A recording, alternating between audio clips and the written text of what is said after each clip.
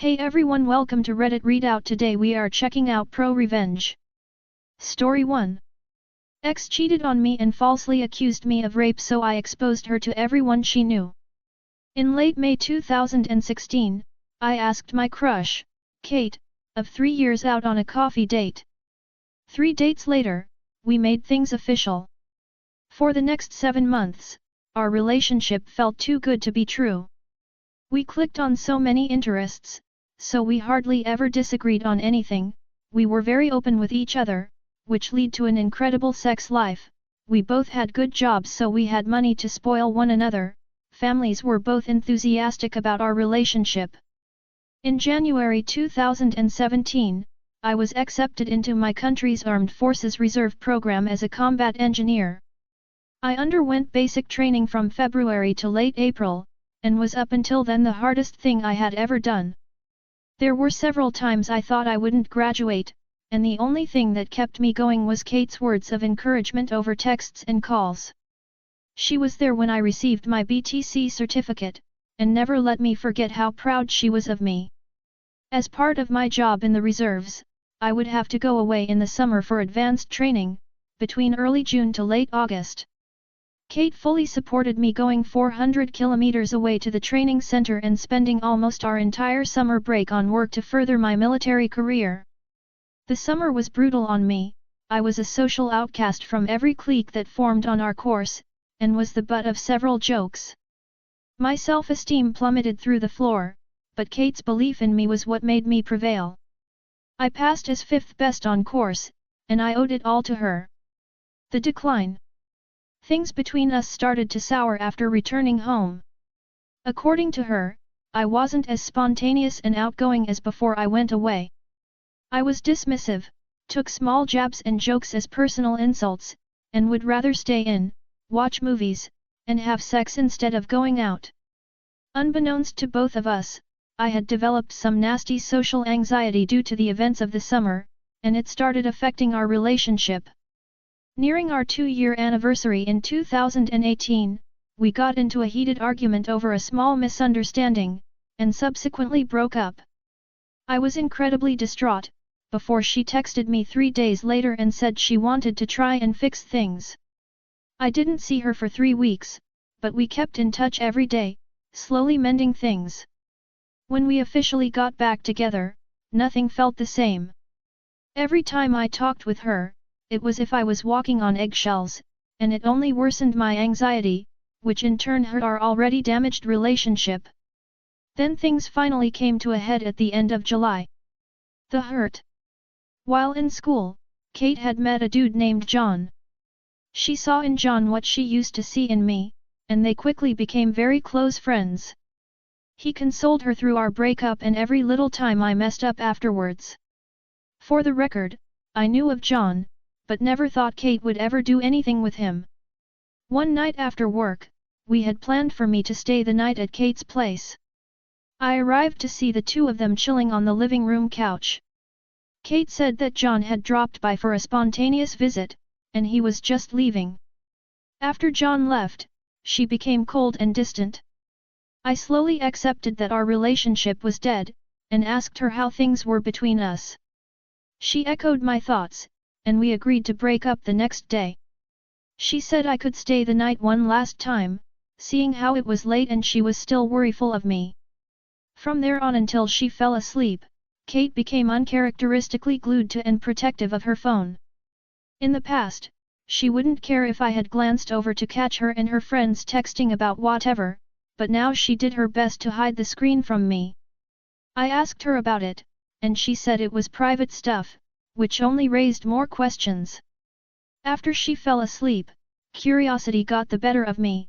I unlocked her phone, I knew her passcode, and found hundreds of messages between her and John. Messages about how she was now single, how exciting it was that they could now be a couple in public, and laughing at me about every little thing I did. I quietly sobbed as I read through each hurtful text. My crying wasn't as quiet as I thought. Kate stirred, and once she realized what I was doing, she threw a fit. I couldn't find the anger or words to combat her, so I just grabbed my stuff and left, with Kate shouting and yelling at me the whole time. It was late in the morning when I got home. I just broke down and ugly cried all night. I called in sick from work the next day, and spent it sulking in my bed. The day after, I got several angry texts from Kate's friends and family. In a bid to save her image and denounce anything I might say about her, she told anyone she knew that I had forced myself upon her that night in one last attempt to get some before we broke up, and left after the deed was done.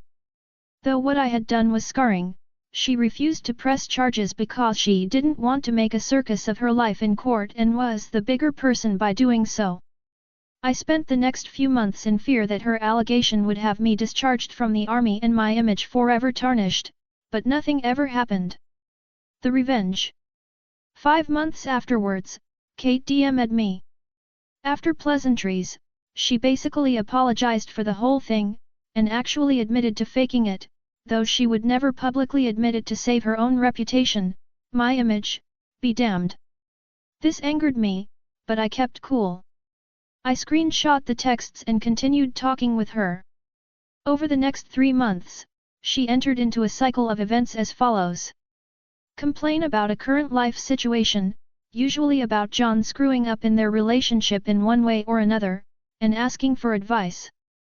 Lamenting our relationship, how I never screwed up like John did, how she wished we could go back to the way things were, blah blah blah. Ignoring me because John finally pulled his head out of his ass, did some huge romantic gesture, and saved their relationship. Going on a smear campaign on social media about our relationship, employing her friends for help, knowing in full that I would see it all, and trying to bait me into an argument. It would work. She would try to turn the argument around and paint me as the bad guy, and then block me for about a month, before repeating the cycle. This happened 3 times like clockwork, and always left me burnt out and broken, but a part of me wanted it to happen. Each time it did, I took screenshots of every damning thing she said. I had a full SD card of everything I compiled before I finally decided it was time. Making several picture copies of the worst text messages I caught, I bought several manila envelopes and mailed them to everyone I thought would matter to Kate, her parents, grandparents, extended family she was super close with, best friends, work boss, co-workers, teachers, whoever I could find a mailing address for. I made sure that anyone getting the envelope would know that the texts were between me and Kate, and sent them off. Within 3 weeks, I got results. Some of the people who messaged me to shame and insult me before now apologized for their words. My favorite was from her own parents, who went on to say that they were deeply sorry about their daughter's behavior, how they raised her to be better than how she acted, and to please not pursue any legal actions. The thought had crossed my mind, but I didn't have the money nor the mental fortitude to fight a legal battle. I told them I'd think about it, and that they'd be the first to know besides Kate if I did. Kate sent me some texts as well, with things like "How could you betray my trust like that?" or "You ruined my life, you bastard." I didn't reply, I just read every angry text that flew in with a satisfied grin and then blocked her when they stopped. I never fully found out how badly her life was affected by my revenge, but I do know that she dropped out of school and no longer has a job. I hope John was worth it. TL, Dr. Girlfriend cheated on me and falsely accused me of rape to cover it up. I endure her shit for a year, gathering evidence against her via text messages, and socially nuked her life. Edit. Thank you all so much for the kind words of support. A lot of people have been worrying about my mental state, so I thought I'd relieve those worries. I've been seeing a therapist for 3 months now, and have made significant progress. I can't begin to explain how much I owe her for helping me regain some semblance of normalcy in my life. Story 2. Hell hath no fury like me scorned, also posted on Nuclear Revenge. Hell hath no fury like me scorned. This story starts 31 years ago, but the revenge part was pure serendipity that began 2 years ago. I'm going to shorten most parts because it's a crazy ride, but I'll be happy to answer any questions y'all have. I learned a fuck ton on this journey, and part of the reason for this write-up is to share that with others. The beginning. In 1990, when I was just out of middle school and my sister was still in elementary, my dad met his third wife at the only gas station in our town. They soon moved in together, and my dad abandoned us in our basement apartment to live on a shanty houseboat, that didn't run, to live with her. He would show up every other week and give me $40 for groceries.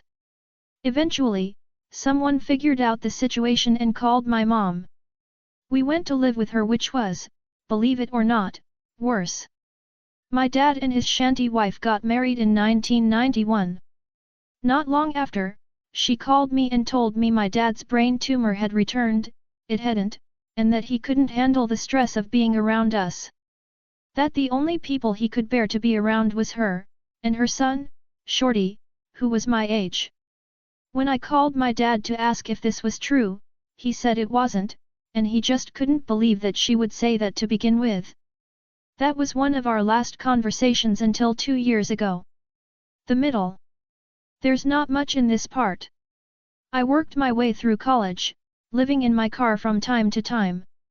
My dad and I were no contact, but I heard from family that he'd bought a house and put his son through some vocational classes. When my grandmother died, Shorty and shanty wife showed up in a truck and took all the furniture and anything else that wasn't tied down or already gone. Eventually, I went no contact with my dad's side of the family. I struggled for years, decades really, but I made it. And I have a great job and a good family now. The best revenge is living well, right? The pre-end warm-up. 2 years ago, October 2019, I got a call from my dad's brother, Alan. He told me my dad was in a nursing home in another state, great, and I needed to go see him because he needed my help, WTF.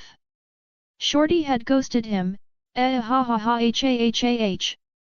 The nursing home, coincidentally, was about 20 minutes from my house.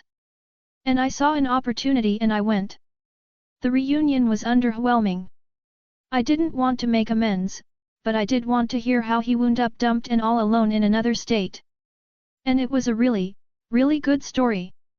Shanty wife got lung cancer and put my dad in a nursing home before she died in 2017. She suffered, and I was happy to hear it but sad it wasn't ass cancer.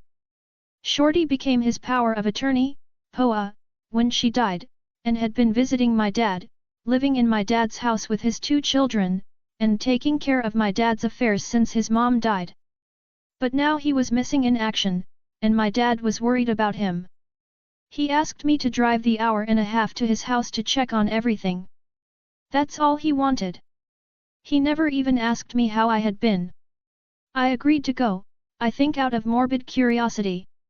I'd never even been to my dad's house. I did want to see where he lived with his real family for 30 years. I wanted to see what could have been my life. It was 50 shades of fucking awful. The grass hadn't been cut all summer. You couldn't get to the front door for the overgrowth.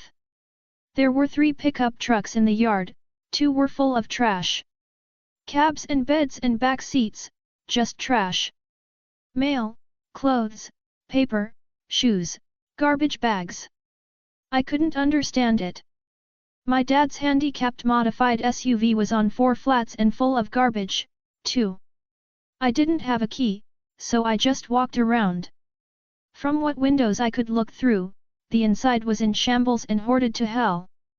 On the front and carport doors were dozens of notices from the city that they were going to condemn the place. The carport was also hoarded. Boxes and boxes stacked on each other, most rotting from the rain. The yard was full of garbage. Broken Christmas ornaments, more shoes, rusted tools, old toys. There was a letter in the mailbox notifying him that since the house was abandoned, mail would not be delivered anymore. That night, I googled powers of attorney and how to use them. I went back the next day and showed my bedbound dad the pictures on my phone. He vowed to beat Shorty's ass, then asked me to help more. I told him I would, but he'd have to sign power of attorney over to me. All of it, durable, financial, and medical. If he didn't, he could figure this shit out by himself. He agreed, so I set about finding a lawyer who would drive to another state and do the paperwork in the nursing home. Bless that lawyer for being so good at his job, because all I did was tell him what I knew, and he put together a beautifully bulletproof POA. It was full of stuff I didn't even know I would need. He also filed the paperwork to revoke Shorty's POA. And now I'm unstoppable. We're from a small, rural town and it's the kind of creepy, landlocked place that, no matter how long you've been gone or how far away you've been, when you go back, you'll see someone you know. Even if you don't know you know them. It's like playing 7 degrees of everybody, all the time. It's suffocating. But it can also be helpful. The beginning of the end. I got to work the next morning. I didn't know how scorched the earth would be when I finished, and I didn't want Shorty or anyone from his prolific, inbred family trying to find me, so I made sure nothing I did had my name on it. I opened a Google account for my dad and got a Google number. I opened a PO box for him in his town. I put in a mail forwarding notice. I pulled his credit report. I took the POA to my dad's small town bank, changed the address on his accounts and got new account numbers. I requested copies of every transaction back to the day Shanty wife had died, about 13 months worth. I had to go to the main branch, 2 hours from my house, the next day to pick the records up. I sat in the lobby all afternoon, going through the account. I cornered a service rep and got a crash course in his debits and deposits. This is when I figured out the extent of Shorty's staggering stupidity. My dad got about $5,000 a month in disability and social security every month. Twice a week, Shorty was going into a branch and withdrawing cash. All of the cash. For 13 months. And every time he did it, as the POA, he had to sign a form stating that he was acting on behalf of my dad, and that form was notarized by the bank. I went through every withdrawal and got the bank to confirm that every one of them was made by Shorty. Then I went to the house and called a locksmith. I knew it was bad, but I had no idea what was waiting for me there. He got the first door open, and the stench rolled out like a fog bank. We both gagged. 2 locks later, I was so embarrassed by what he had to see and smell, I gave him a $60 tip. And, with shiny new keys in hand, I called the cops. I told them I was POA for my dad, was checking on his house, and there were 3 vehicles there that didn't belong to him. He asked me if I knew who they belonged to. I said no, and I wanted them towed. He told me to call a tow company and he would meet them there. They showed up with 2 wreckers. The tow truck guy got out and asked me for a signature. I only signed my first name. As I was signing, he asked, "Do you know Shorty?" Running on pure hatred at this point, I surprised myself. "Do you?" I asked. He said he did, and that, he's an asshole. I responded, "He might be. Hey, can you do me a favor? If you see him, will you tell him MNWNM is coming for him?" His bravado evaporated. He knows a crazy bitch when he sees one. They towed the trucks. When everyone was gone, I opened the door in the carport to peek in. The sun was going down and it was dark in the house. I heard something faint, and after some seconds realized it was the roaches and the rats doing their roach and rat stuff. I could smell it all in my hair. I sat on the carport steps and watched the sun go down. I was mad. Just so fucking cosmically livid that 72 hours was all it took to dissolve 3 decades, and here I was, stinking, and listening to the rats and cleaning everyone else's shit up.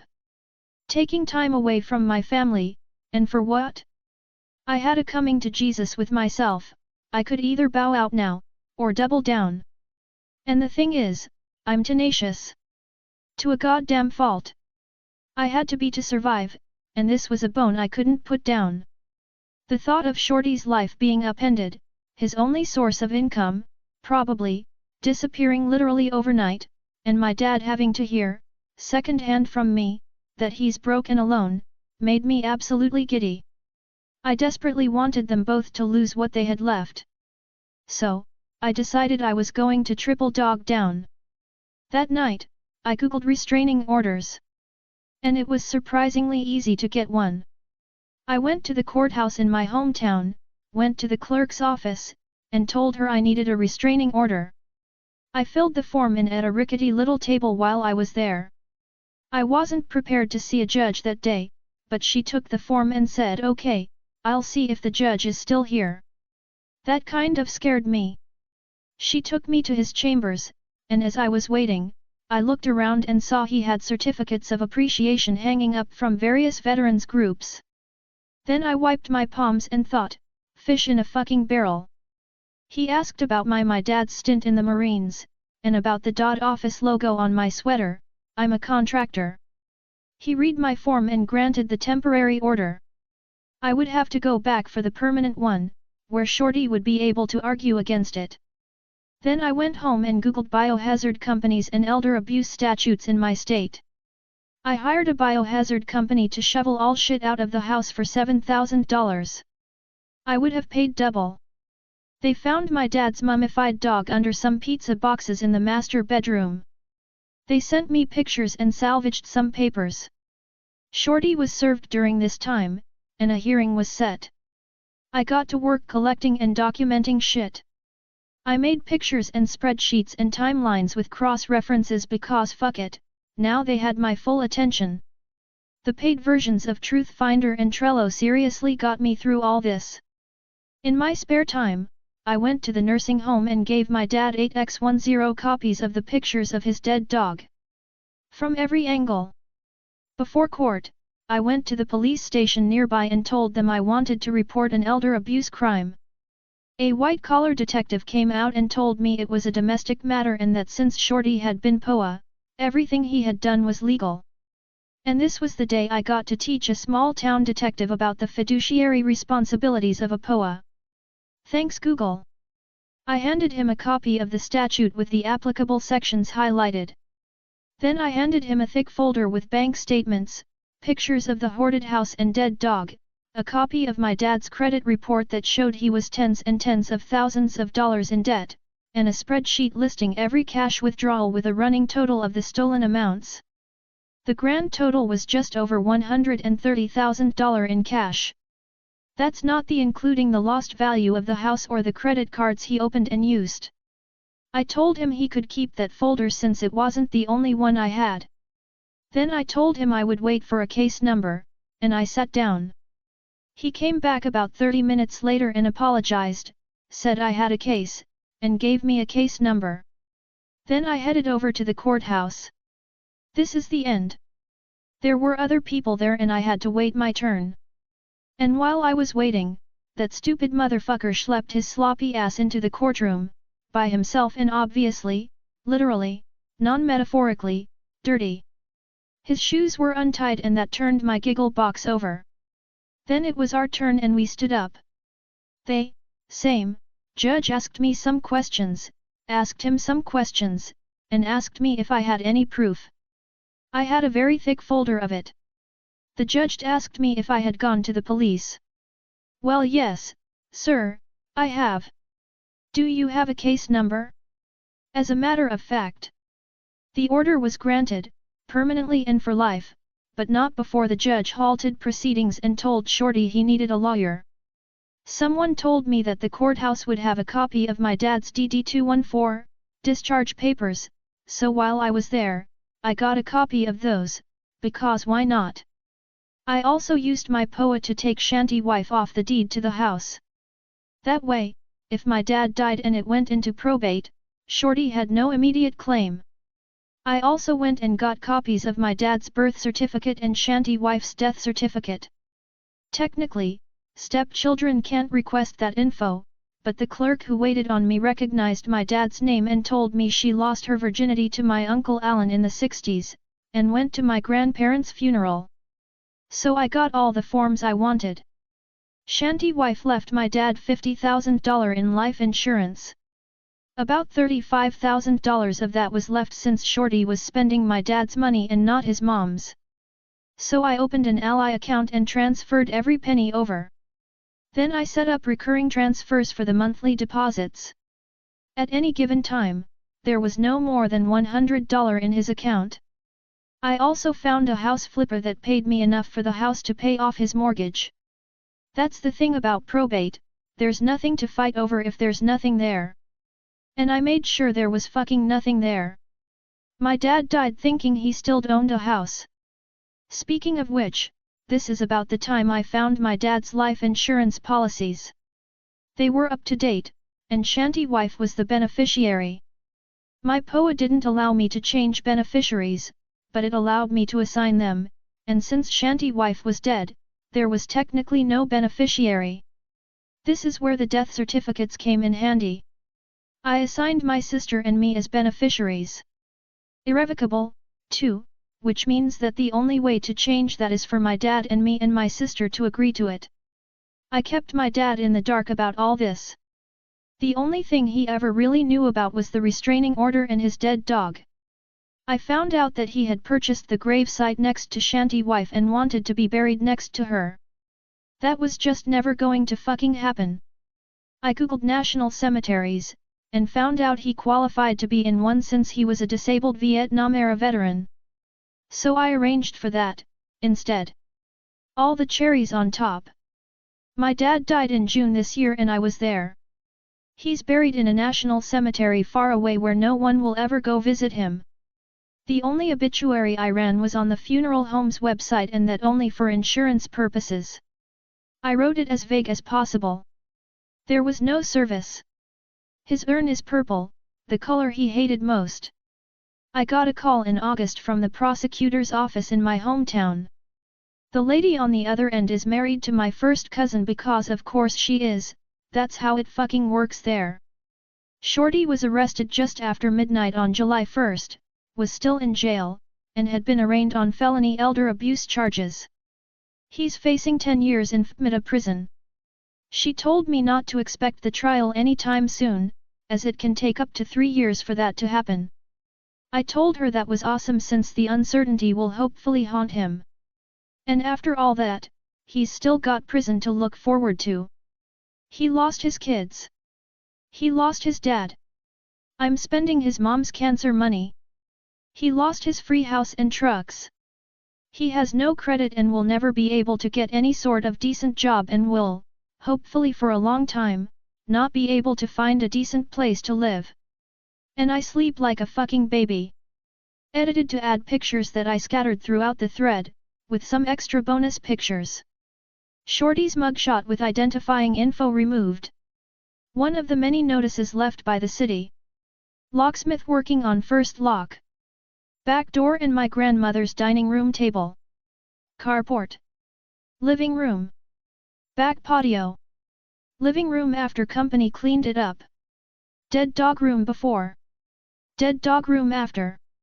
Purple urn IRL. Urn is behind the flag. Bundle of casings gathered after the service. 1 page from bank statement. Unopened DVD box set of the Midnight Specials performances from 1973 to 1980. Backyard storm shelter. My sister and I spent 10 hours dragging the stuff out of the yard to the street. The next day, the bins and bags had been torn apart by neighbors. That's all for today. Please don't forget to like and subscribe.